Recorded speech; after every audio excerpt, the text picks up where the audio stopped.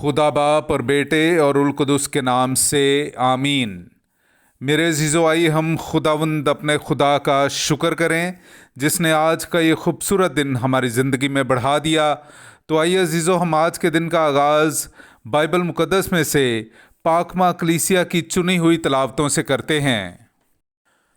انسانوں نے خدا کو جانتے ہوئے بھی اس کی عزت و تمجید نہ کی۔ ہمارے لیے آج کی پہلی تلاوت مقدس پولس رسول کا خط رومیوں کے نام، اس کا پہلا باب 16ویں آیت سے لے کر 25ویں آیت تک۔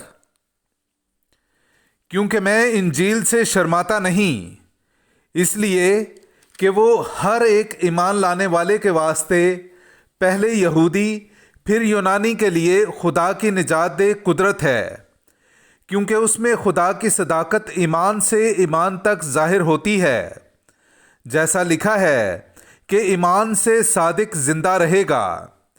کیونکہ خدا کا غضب ان آدمیوں کی تمام بے دینی اور ناراستی پر آسمان سے ظاہر ہوتا ہے جو سچائی کو ناراستی سے روکے رکھتے ہیں۔ کیونکہ جو کچھ خدا کی نسبت معلوم ہو سکتا ہے وہ ان کے باطن میں ظاہر ہے، اس لیے کہ خدا نے اسے ان پر ظاہر کر دیا ہے۔ کیونکہ اس نے نادیدنی اوصاف دنیا کی تکوین ہی سے مخلوقات پر غور و غوص کرنے سے صاف ظاہر نظر آتے ہیں، ایسا ہی اس کی ازلی قدرت اور الوہیت بھی، یہاں تک کہ وہ کچھ عذر نہیں کر سکتے۔ کیونکہ انہوں نے اگرچہ خدا کو پہچانا تو بھی خدا کے لائق اس کی تمجید اور شکر گزاری نہ کی، بلکہ اپنے باطل خیالات میں پڑ گئے اور ان کے بے فہمید قلوب پر تاریکی چھا گئی۔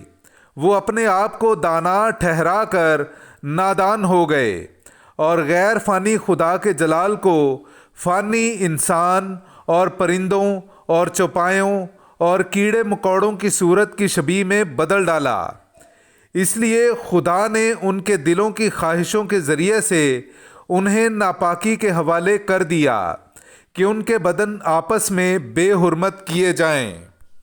انہوں نے خدا کی سچائی کو جھوٹ سے بدل ڈالا ہے اور خالق کی بجائے جو دائماً محمود ہو، آمین، مخلوق کی پرستش اور عبادت کی ہے۔ پاک کلام کا پڑھا اور سنا جانا ہم سب کے لیے باعث برکت ہو۔ خدا کا شکر ہو۔ افلاک خدا کا جلال بیان کرتے ہیں۔ میرے عزیزو، آئیے ہم خداوند اپنے خدا کی حمد و تعریف کریں۔ میں آپ کے سامنے پڑھوں گا زبور نمبر 19، اس کی 2 سے 5ویں آیت تک۔ افلاک خدا کا جلال بیان کرتے ہیں اور فضا اس کی دستکاری کی خبر دیتی ہے۔ دن سے دن بات کرتا ہے اور رات کو رات معرفت دیتی ہے۔ کوئی کلام نہیں، کوئی تقریر نہیں جس کی آواز سنائی نہ دے۔ ان کی گویائی تمام زمین پر اور ان کا پیغام دنیا کی انتہا تک پہنچتا ہے۔ ان میں اس نے آفتاب کے لیے خیمہ کھڑا کیا ہے۔ پاک کلام کا پڑھا اور سنا جانا ہم سب کے لیے باعث برکت ہو۔ خدا کا شکر ہو۔ ہاللیلویا!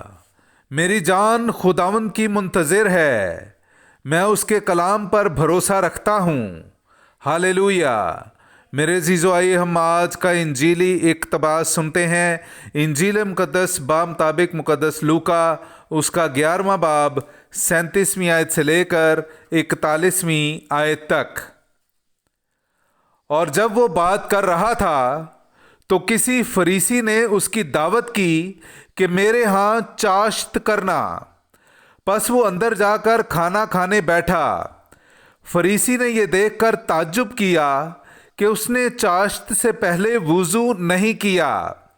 اس پر خداوند نے اس سے کہا، تم فریسی پیالے اور رکابی کو باہر سے صاف کرتے ہو، مگر تمہارا اندر لوٹ اور برائی سے بھرا ہے۔ اے نادانو، جس نے باہر کو بنایا کیا اس نے اندر کو نہیں بنایا؟ پس جو اندر ہے اسے خیرات کرو اور دیکھو تمہارے لیے سب کچھ پاک ہوگا۔ پاک کلام کا پڑھا اور سنا جانا ہم سب کے لیے باعث برکت ہو۔